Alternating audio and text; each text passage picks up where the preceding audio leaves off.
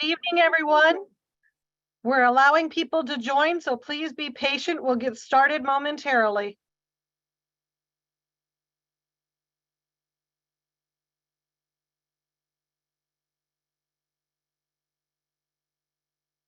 As I said, good evening, happy Valentine's Day.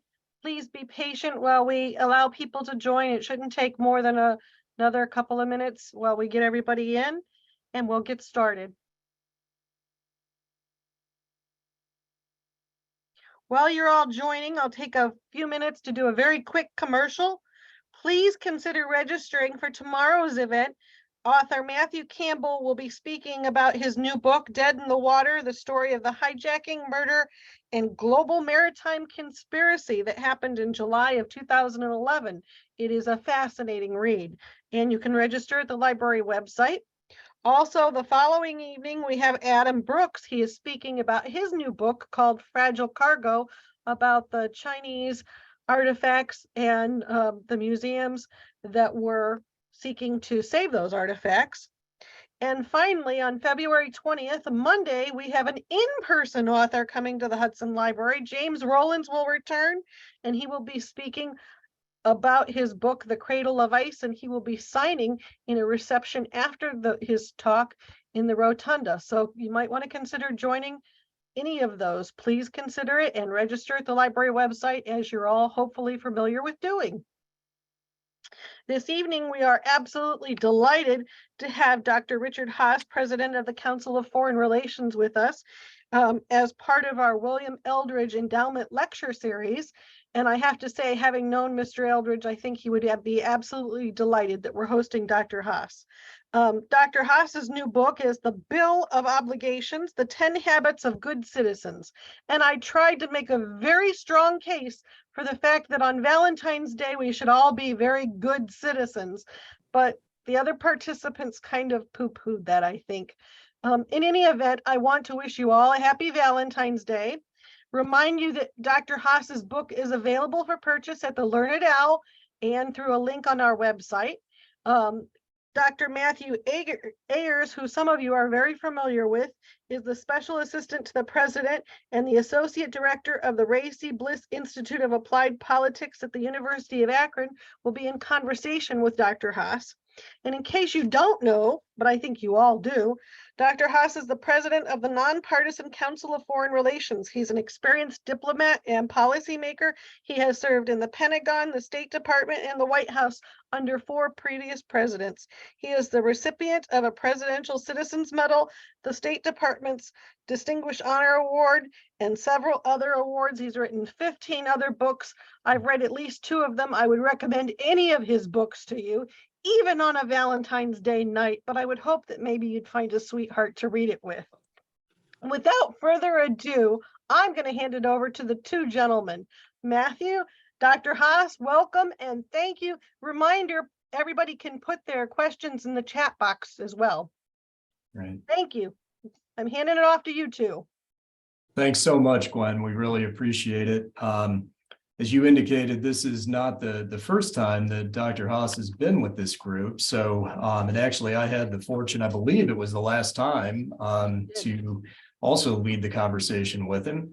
That was back on May 20th of 2021. So we were talking at that point about his great book, The World, A Brief Introduction. And that book really focused on some of the issues, concerns, problems with foreign policy and world affairs. But I thought we might start off, Dr. Haass, kind of talking about with this most recent book, The Bill of Obligations, 10 Habits of a Good Citizen, that we're talking about tonight. You've really turned inward to the United States. And so I thought that that might be a good way to just begin the conversation as we look at your extensive knowledge of and interest in foreign relations and foreign policies. What caused you to turn inward and look at America in the book that we're discussing tonight? Well, thank you for the question. I'll answer it in about 30 seconds. I really want to thank you all, though, for having me here tonight.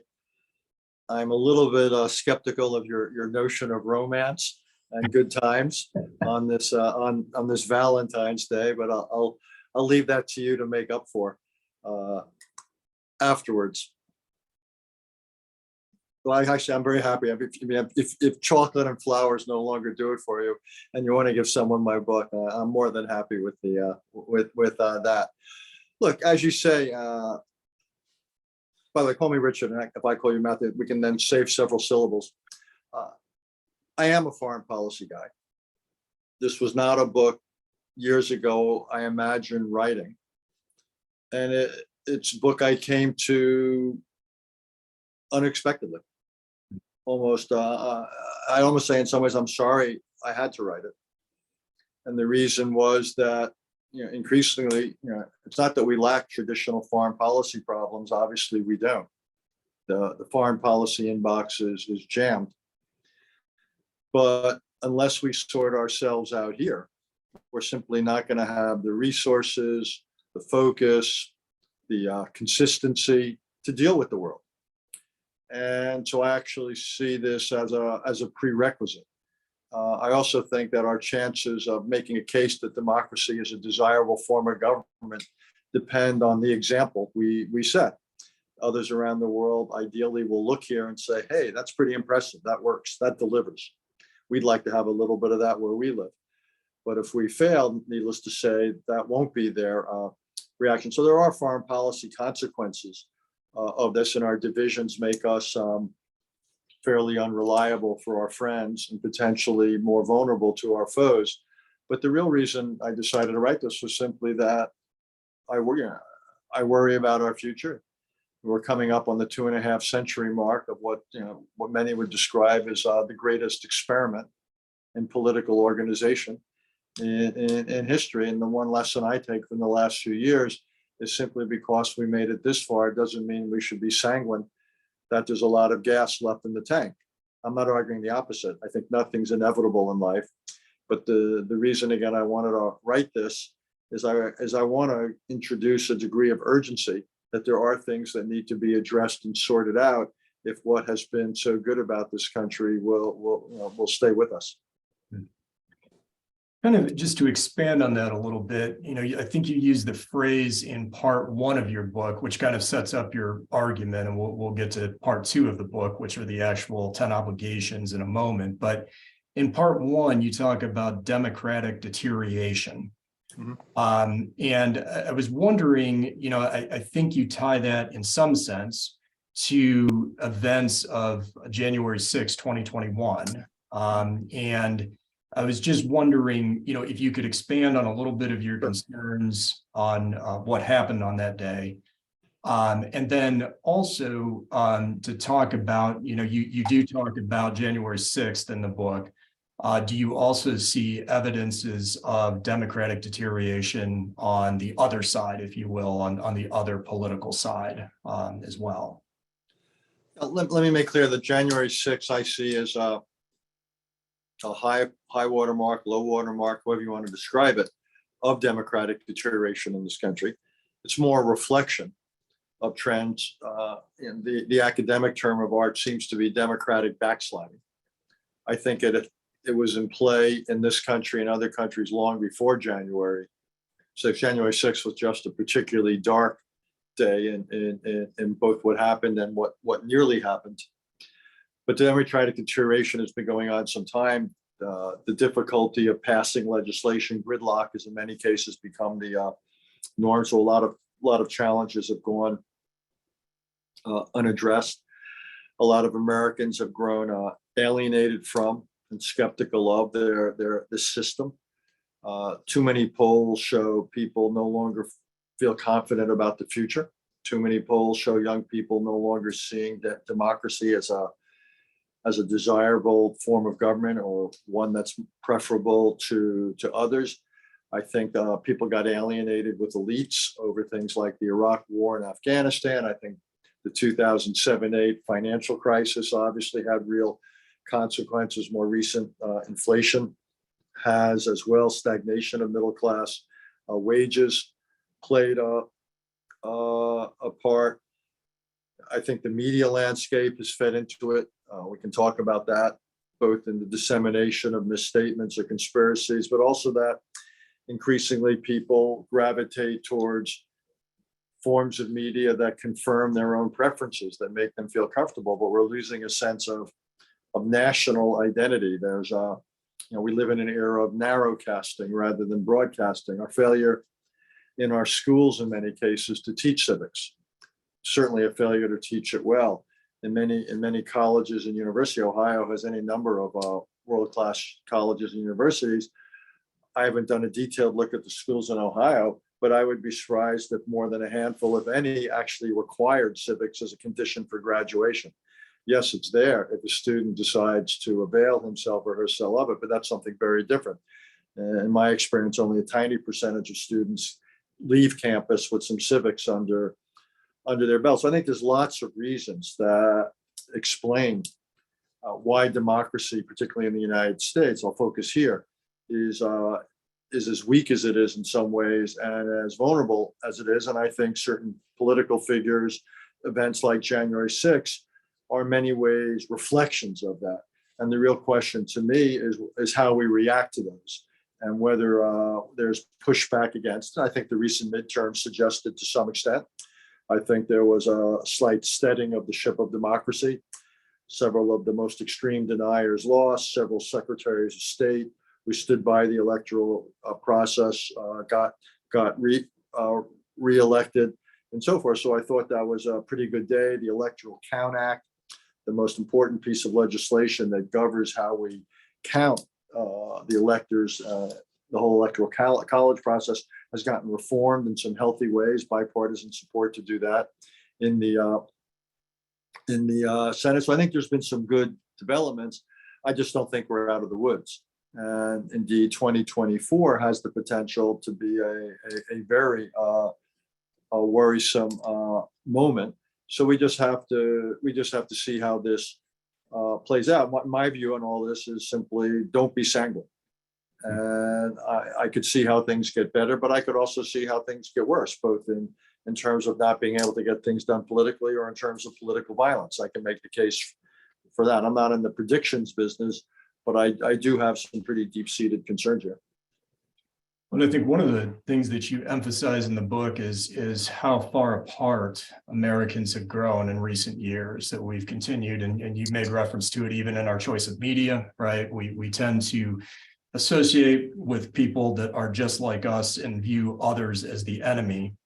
And one of the things that you talk about, again, towards the beginning of the book, and I really like this quote, I'd like you just to comment a little bit more on it. You say, today, America is less a melting or a mixing pot than a loose collection of separate pots. How do we change that? Yeah, it's true. I mean, I'm of a generation where there actually was a debate. I literally remember in school and reading at times this debate between the mixing pot and the melting pot. And the melting pot was an old-fashioned idea that basically said we would all become Americans first, and there would be an identity as Americans that would subsume or transcend anything and everything else.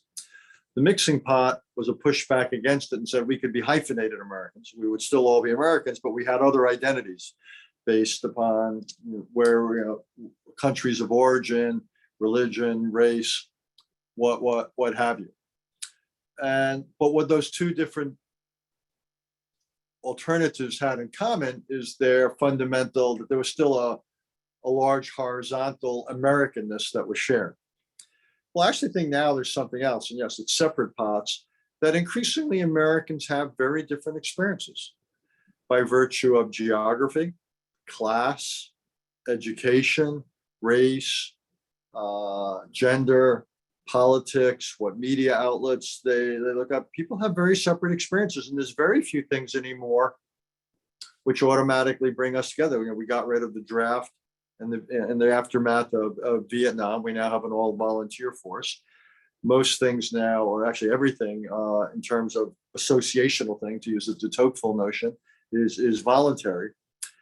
And I worry about that. I worry that increasingly we don't have common experiences, and we don't see people, or many of us don't see people who are unlike us. And I think that reinforces a separateness, a suspicions. And people have to remember, and the reason this is so important is America, we were founded on an idea.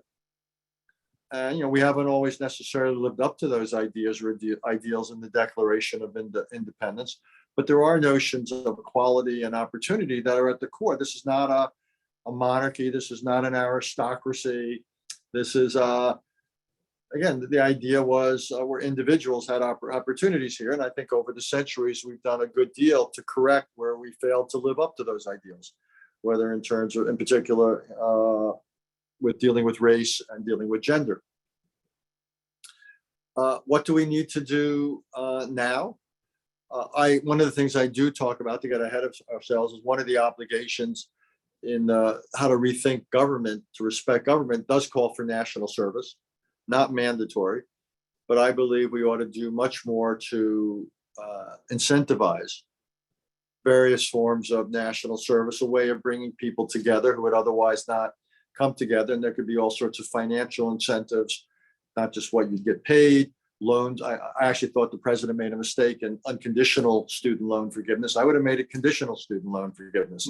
I think that would have been a good thing. Colleges could give preferential admissions to high school graduates who spent a year or two doing some type of service. Employers could do the same way that employers now often give veterans certain preferences. They could do the same thing with people at national service. And the whole idea, again, would be to incentivize people. They would get training, but perhaps most important, they would get experiences that would bring them into proximity with Americans who otherwise they would never simply meet. So I think that would it's not a panacea, but do I think that would be a valuable, good thing? Absolutely. I think it'd be good for the individuals, and I think would create more of a sense of community in this country. And some of my other obligations where I talk about things about supporting the public good, it'd be much less difficult to get people to be more willing to support the public good if they felt they were part of something, a part of a society and part of a community. And there are other countries that you cite in the book that have this type of national service, and not just mandatory military service, as you indicated, but you bring up some other examples, correct? And it does seem to provide some type of cohesion with the people. Absolutely. I mean, Israel's perhaps the most famous, which is for the military, and it's worked very well for those Israelis who go into the military. Interestingly, Israel's also, I can't remember if I got into this in the book, I don't think so, for those Israelis who get exemptions from it, the Orthodox, the Israeli Arabs, it actually deepens the cleavages in the society, which is an unintended consequence. But yeah, there's societies around the world, in Africa and other places, that put a premium on service, not just military service. Look, we have a tradition of non-military service. Kennedy with the Peace Corps, all the different things to encourage work domestically with teaching or other type of voluntary work. So we have many avenues for this. We could create new ones. There's talk about creating a climate corps, something along those. So there's lots of things. So again, my view would be let's incentivize it in various ways, and I think it would be, again, good for the individuals and good collectively for the society. Are there ways to do that also? I'm just curious because you brought up de Tocqueville. I also think of kind of talking about these voluntary associations, of which I think we've lost a lot. As people have become more isolated, they've become more reliant on, again, virtual meetings and things like that. But I think of whether it's Edmund Burke talking about those little platoons of society, or a little bit more recently with Robert Putnam, in Bowling Alone, where he's talking about the concern that these bowling leagues have, they've diminished, right? And people are bowling alone rather than bowling in leagues. But do you see any place to encourage those type of organizations as well that may not be directly, government service, but would that help too if we could get more of those kind of non-government voluntary associations back up and running? Well, it's ironic that here we are doing a virtual conversation, and implicit in your question, or even explicit in it to some degree, was that a life on Zoom is not necessarily a life completely worth living, or as fully lived as it might be. Yeah, and I worry about that too much of the experience is done with handheld devices. I think the year that a lot of young people lost with schooling, and a lot of them spent all the time. I think we're going to, as individuals and societally, we could pay a real price for that. I think it's had real impact on development, not just intellectually, but socially, on a lot of, I'm not quite sure. I haven't thought about it deeply. That there's a role for government there. Almost by definition, these are non-governmental phenomena. That's what civil society is. They come from within. They come from below. The trends, though, aren't good. You see less association with formal religion. It's one thing we're seeing in this country, and I worry that the digital age, it allows too much to happen that way. And while it's helpful, I mean, don't get me wrong, imagine what it would have been like to go through the pandemic without Zoom. Mhm. Everyone talks for good reason about the mRNA vaccines, but the other critical technology for getting us through the pandemic was Zoom. Mhm. It meant that we could continue to work and interact to a degree and study to a degree and so forth without putting our physical well-being in jeopardy. But that says it's not a perfect substitute.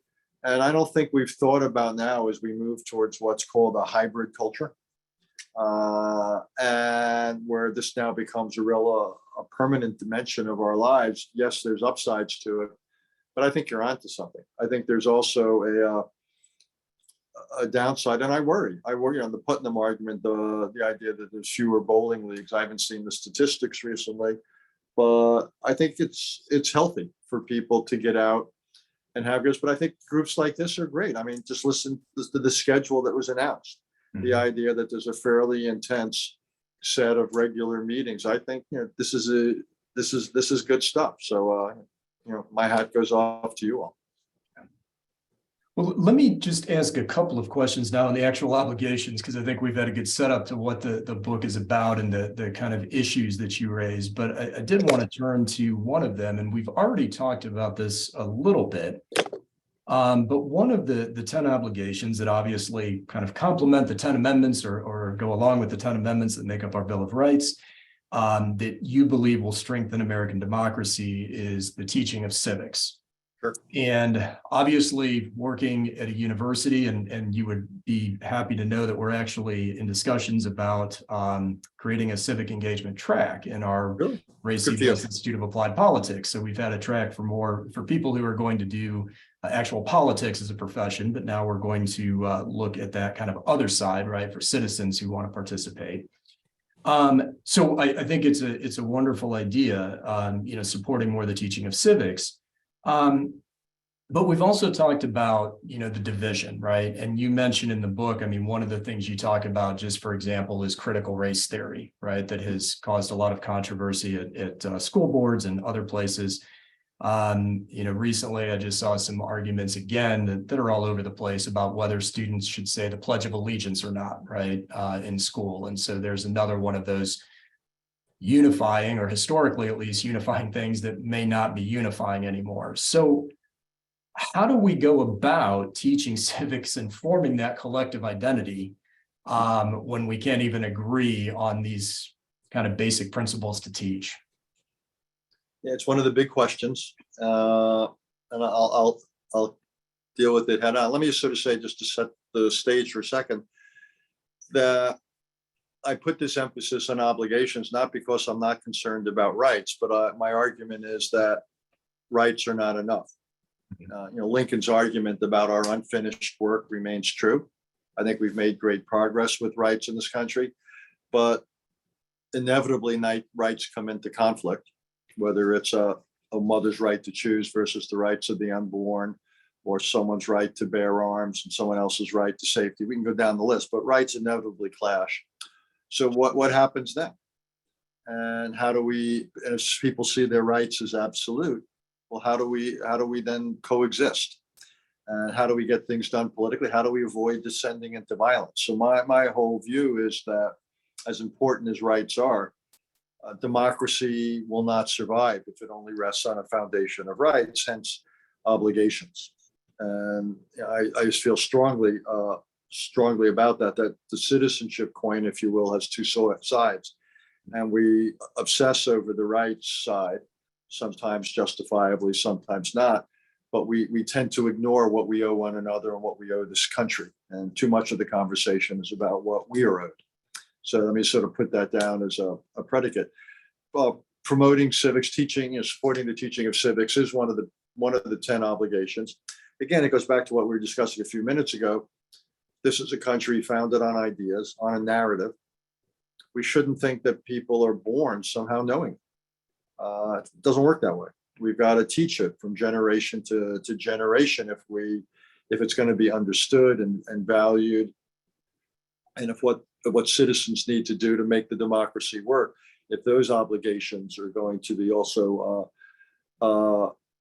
understood. So I would like civics to be a required staple of middle school, high school, college, and university. We make other things required.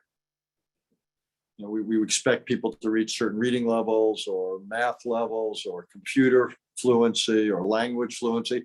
My argument is this is no less important.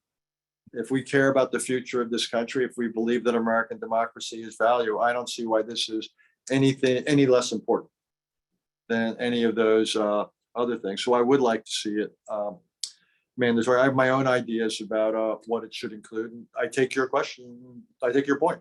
It ain't going to be easy to get it bought.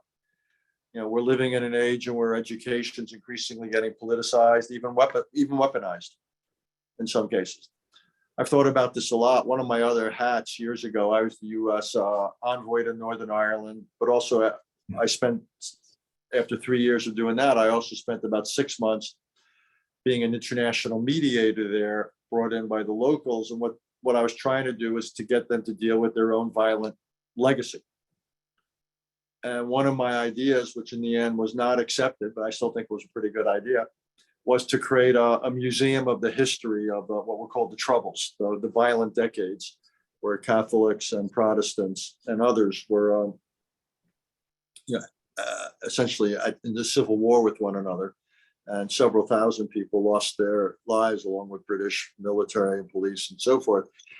And my view is, well, can't we come up with, here's the basic facts, here's the most important events, and then we can talk about some differing interpretations. And I think that's the same way here. I mean, I think every American should read the basic documents, Declaration of Independence. I think it's useful to read the Articles of Confederation, the Constitution, the Federalist Papers, some of the inaugural speeches, some of the farewell addresses, some of the Supreme Court decisions. I think Americans should have the grounding in the basic stuff of American democracy. And there's certain events that are central. You've got to know about what happened in the late 18th century. You've got to know about the Civil War and about other eras of American history. And then, yes, I think we present people, not that there's one analysis that we want to impose, but we say, here's the three main interpretations of this, and then present them with the best quality arguments you can, have students exposed to them, read different things, maybe debate them in class, maybe have mock Supreme Courts, mock Congresses, what have you, to basically participate in various debates. Again, my view is not that there can or should be a single view of a correct thread of American history, but I do want people to understand the basics of the big ideas of American history, the big ideas of democracy, the basics about our institutions, how they're meant to operate, how they have operated. That's all factual. Then I think, some of the more interpretive stuff, okay, then we can, there again, you don't impose a single point of view. Will there be arguments over inclusion and exclusion? Absolutely. And I've come to the sad conclusion that getting a national civics curriculum anytime soon is simply not going to happen. And it somewhat defeats the purpose to think that you're going to have state curriculum, but that's probably the only way we can go. And states under Justice Brandeis is a phrase, were known as the laboratories of democracy. So they may have to be the classrooms of civics. And we may have different models of civics, and maybe certain states will come up with a common one. My guess is we can grow in that direction. I also think, by the way, let me just make clear, one other dimension of this has to be information literacy. I believe that in order to teach civics and to make someone a good citizen, my first obligation is that they be informed.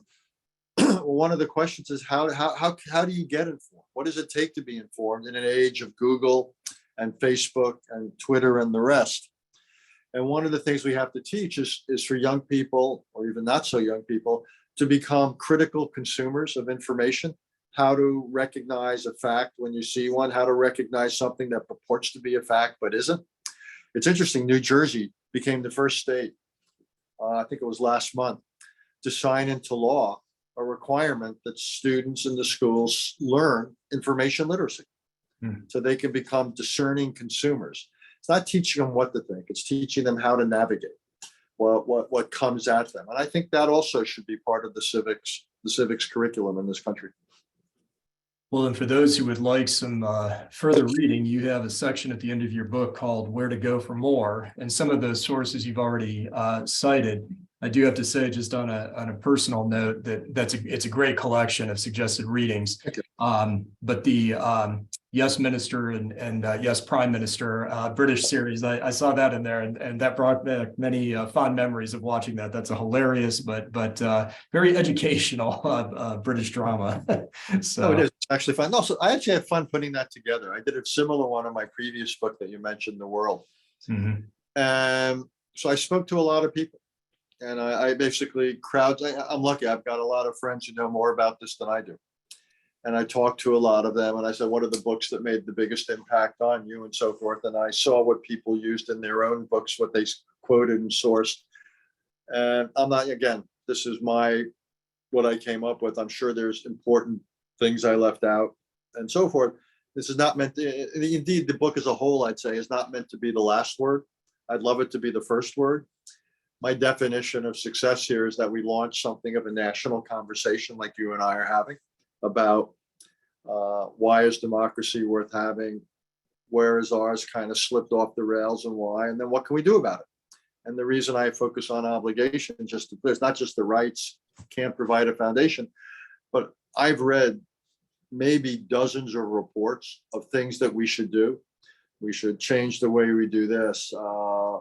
How we elect our presidents, or we should get this constitutional amendment to do that, or to rule out gerrymandering, or what have you. And the problem is none of those things, even those that have good ideas embedded in them, are going to happen. So you simply don't have the political consensus, or under the rules of our politics, sufficient support for them to happen, which is why we have gridlock in so many areas. So what I'm addressing is, how do we create a political context where some good ideas might have a better chance of taking root?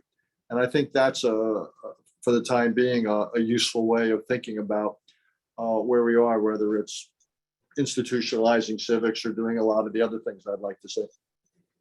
So we've talked a little bit about the learning aspect here, the importance of reading, the importance of knowing how to discern information, all of that. I want to turn to a couple of your obligations that really talk about involvement.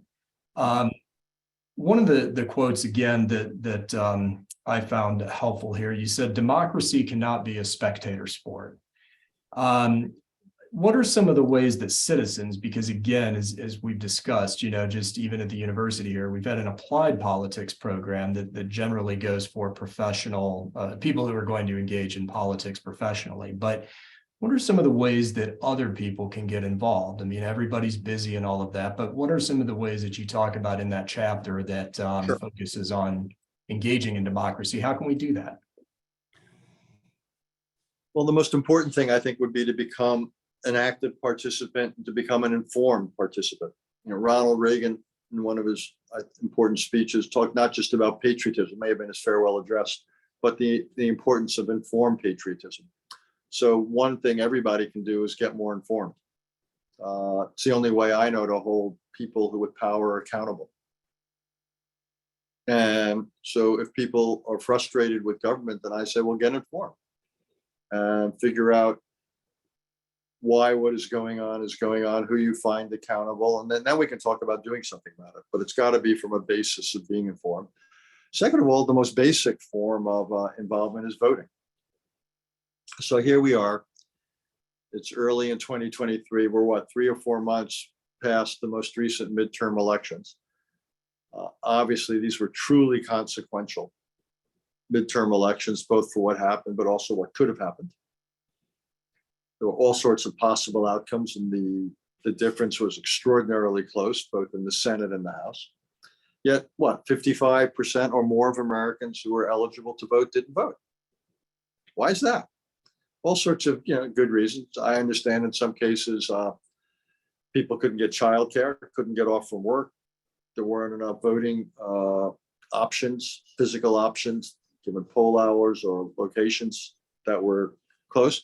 But that only accounts for for a relatively small percentage. You still have tens and tens of millions of Americans who, for whatever reason, decided that it wasn't worth it. That they were too busy or wasn't important. One vote doesn't matter. All politicians are all the same, et cetera, et cetera, et cetera.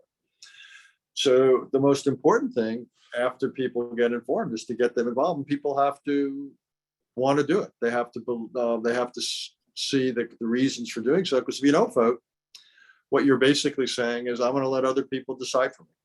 Mm-hmm. And like it or not, government affects our lives in a host of ways.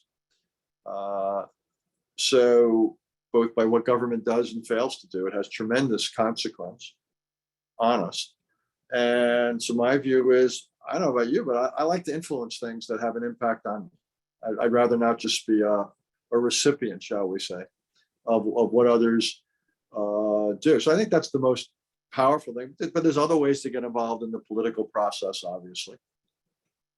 Supporting and working for candidates, contributing, if you're in a position to do so, money to candidates, manning polling stations. There's lots of ways people can help, registering people, educating people, but you can also show up at your school board meeting, the town hall meeting. We're not talking just about voting for Congress or Senate or for president. There's a zillion ways to affect communities and local issues. Businesses can do things. I mean, think about it. So many corporations now are being pressed to do things on the environment, on climate change, on diversity type issues. Why aren't they doing more to promote democracy? Last I checked, American business benefits quite a lot from the rule of law. How good would American businesses do if workers couldn't safely get to work, or if consumers couldn't get to a store in order to buy a product? Or how much would American businesses like it if the party in power weaponized U.S. government agencies, turned the IRS on them, or turned the Justice Department on them in order to reward their friends or penalize their enemies? Well, why do people think that's impossible here? Mm. That happens in all sorts of illiberal democracies. And so I just believe that lots of us have a big stake in what happens here. And there's lots of ways to influence the dynamics. Another thing, we were just talking about civics. Okay, well, parents send their kids to college or to school. Why wouldn't parents press hard to get civics in the curriculum? So when someone leaves a school, they have that. Yeah, if I always have one line that I circle back to, which is, politicians and others with power aren't always responsible, but they are always responsive. They feel pressure, and if they want to continue in their roles. So I actually think citizens have enormous leverage, but only if they use it. So just to follow up on that, because one of the things that you talked about is involvement in local politics, and I think you even mentioned school boards. And so, I think we have seen some uptick in interest in school board races, right? And just Sure. Even attending school board meetings, right?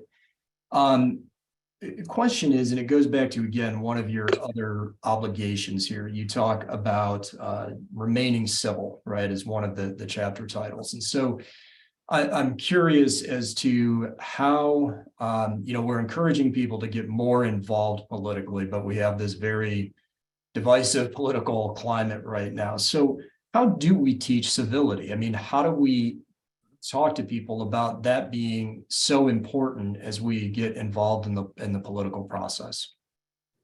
Well, it's important because if there's any chance of reaching compromise, which is another one of my obligations, you should be open to compromise. Civility might be a necessary prerequisite. And think about it. You and I could be involved in something together. We might disagree strenuously on the issue of this Tuesday, on the wisdom of holding this event on Valentine's Day. We might disagree on that strenuously. But tomorrow we may have something else that we want to be able to partner on. Civility is one of the ways we increase the odds that those we disagree with do not become enemies or permanent enemies that we can't work with on other issues. Because if that's the case, then you have gridlock or potentially violence. Who can make a difference there? One is parents. Again, to circle back to Ronald Reagan, he talked about the importance, of the dinner table. I think dinner conversation is a really, really important thing in lives. Teachers can do it. Imagine you have a debate in a classroom and someone behaves in a way that bullies or berates one of the participants. Teacher can basically go time out. So let's talk about that. Religious authorities, tens and tens of millions of Americans still go to churches, synagogues, mosques on a weekly or regular basis.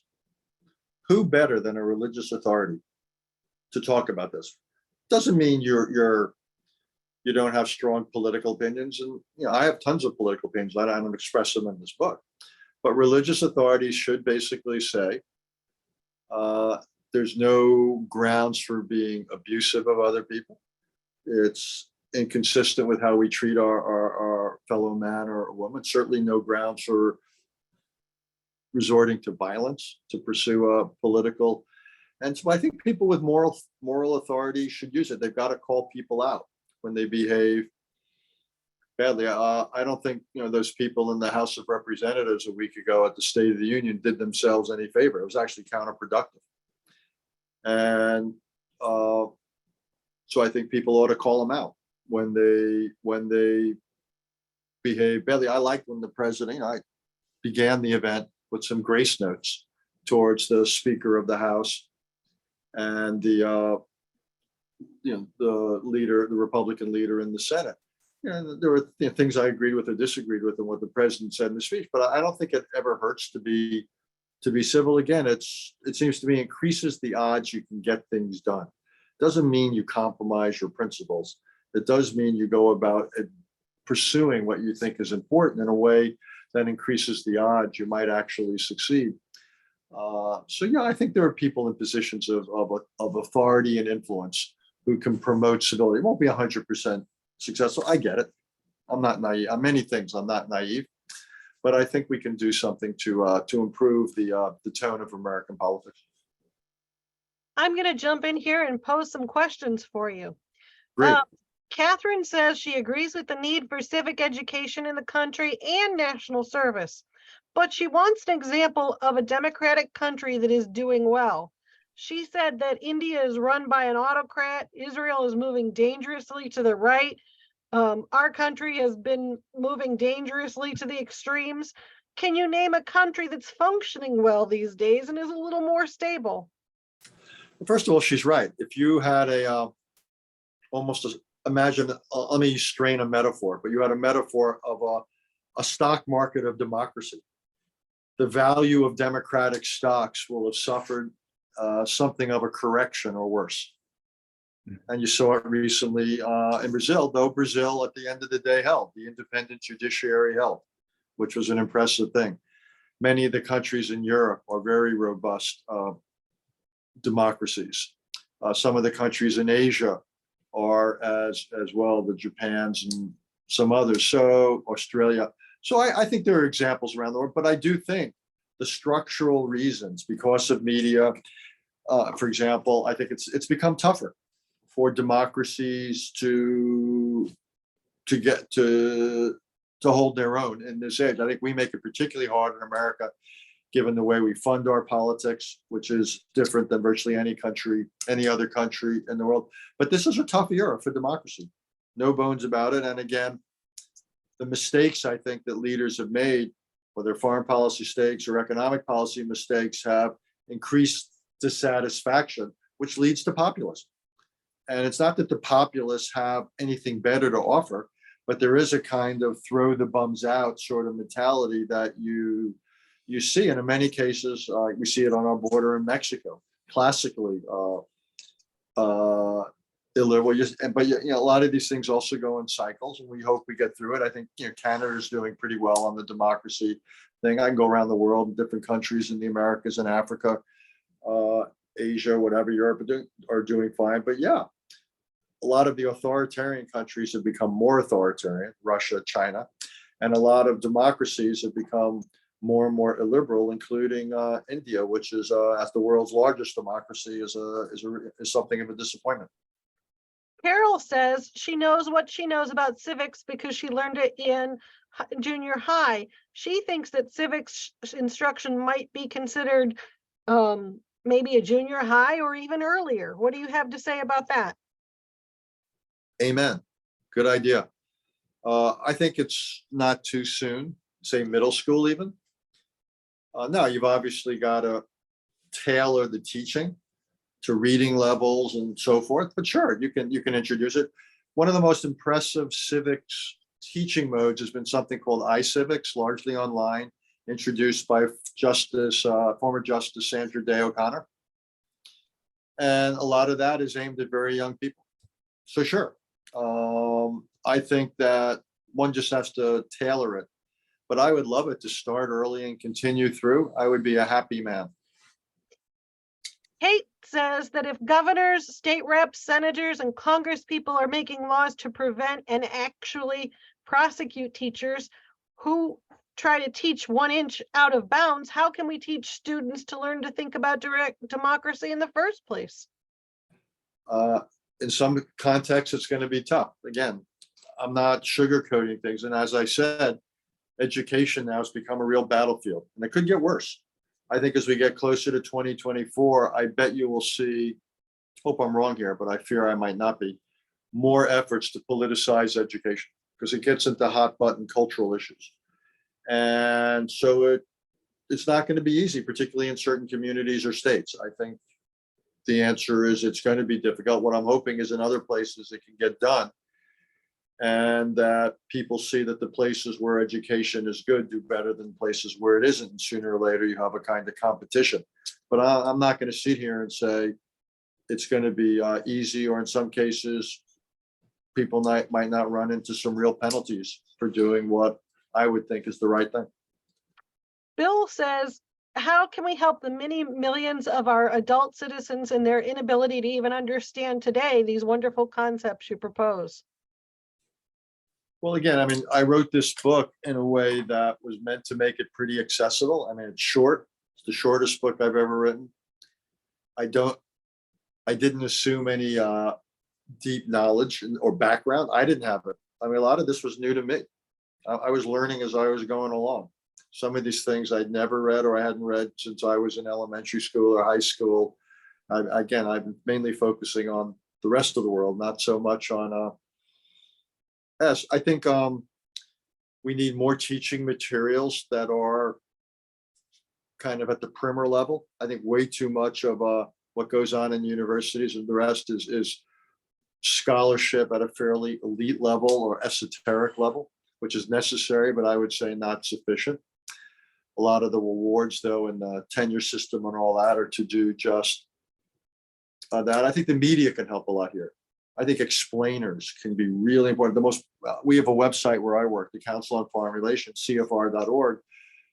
Our explainers, our background information, say about how do you understand what's going on in Ukraine or the latest with balloons or whatever it happens to be. Those are the most highly trafficked part of our site. Other places also, when they put out explainers, tend to do fairly well. So I think a premium on that for newspapers. I wish television news did a little bit more of that. That instead of just jumping into the story, take a few minutes to explain why it matters. What's the background here? How did we get to where we are? Why should we care? The so what question turns out to be really important. So I wish media would spend a little bit more time answering the so what question, because people are busy, they're distracted. Essentially, you're fighting for people's focus. So you've got to make it clear got to make it interesting, but you've also got to explain why this will one way or another potentially affect them, why this is relevant. We have two questions that kind of capture the thoughts about politicians who openly peddle lies and are uninformed or misinformed, and political choices that haven't been so great. What do you have to say about those kinds of issues? Look, there are all sorts of politicians out there who are peddling lies. Indeed, we just elected someone from Long Island whose entire life, resume, and anything else associated with them is a lie. So I think the fact that he ever got elected, I think, was a travesty. And it's a collective failure of our politics, but also media. Why did the New York Times and other places not catch him out? Why was this allowed to stand? Why was there not better opposition research? Why did his own party not vet him? So I think there's questions to be asked there. But look, the best way to improve things is to hold people accountable and to reward what are seen as constructive, desirable behaviors, and to penalize those who aren't. But that means more people getting informed and more people getting involved. Again, I know no substitute for informed political participation. There's no way things will improve without it. I just want to add a 2-cent comment here. Often libraries are referred to as the People's University. It's a wonderful place to become informed. And we also have one person who wants to talk about promoting the common good. Well, first of all, I agree with what you say about libraries. And for a lot of people, this libraries become their connection to get online. It's a connection to books. I think the more libraries can become supplementary learning and teaching centers, the better. I've had lots of conversations in New York with the public library about what more they could do. And we're beginning to try to join forces to maybe do some almost supplementary curricular works. But I think, libraries, many, they're physically so distributed. I think it's an amazing network of institutions with great potential impact. And in the digital age, again, for a lot of people, the libraries are the way to get online and to do things.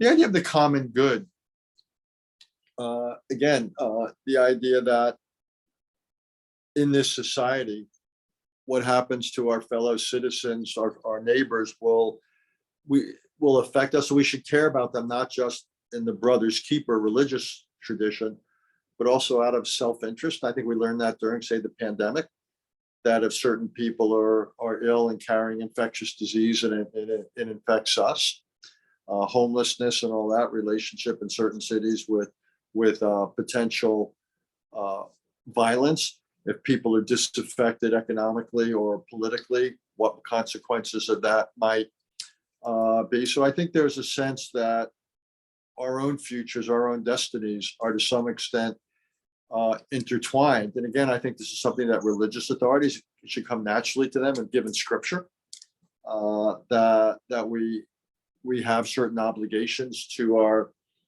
citizens, and we advocate for those with norms like charity and so forth. We look after people. I think we believe that there ought to be a certain floor for for a dignified life in our society. So there's moral reasons, but again, there's also very practical reasons to promote the common good. And I think we've all paid a price for, in some ways, our increasing failure to do that. Any comments about information silos and how to break them down? One, it's a real problem. It gets back at this lack of community, and a lot of the silos, they're not information silos, they're misinformation silos. Information silos, I wouldn't worry so much about. It's misinformation silos and conspiracy silos I worry about. Look, I advocate multi-sourcing information. That's where teaching information literacy, I believe, will become increasingly important, so people understand the limits of just going to one place. And as I always remind people, social media is social. Social media is not a place, for the most part, to go to for serious vetted information. It's not. It's kind of a free-for-all. So there is something to be said for places that do have authenticators, editors, whatever you want to call them. But then again, there's no substitute for being an informed citizen, which is why I made it the first of the obligations. I'm not naive again. We're not going to reach everybody and so forth, but can we reach many more people than we currently do? Absolutely. So I don't think that's hopeless. Also, let me say one other thing. Even small changes in our society could have extraordinary consequences. If you look at recent political outcomes, if there had been a shift of less than 1% in the votes, think about how things would have been different in either direction. So it turns out you don't need tidal waves of change in order to have outsized consequences. Well, on this wonderfully interesting evening of St. Valentine's Day, I want to take a moment and thank you both for participating. I want to encourage you all to go out there and do something wonderfully romantic, whether it's for yourself or for someone else. And I hope that we will all, in our pursuits, be good citizens and remember that we all have to get along. I have a friend who often says, we're all in the same canoe boat. We got to paddle or sink together. So on that auspicious note, I want to wish you a happy St. Valentine's Day. Thank you all for participating. Remember that we have other upcoming library programs this week. I hope that you all take a moment and look at them. And Mr. Haass, I hope you continue to write books. Matthew, I hope you continue to educate all the wonderful students that pass through your university doors. And I hope that we're all a little nicer tonight. Thank you all. Thank you all. Thank you. Have a good night.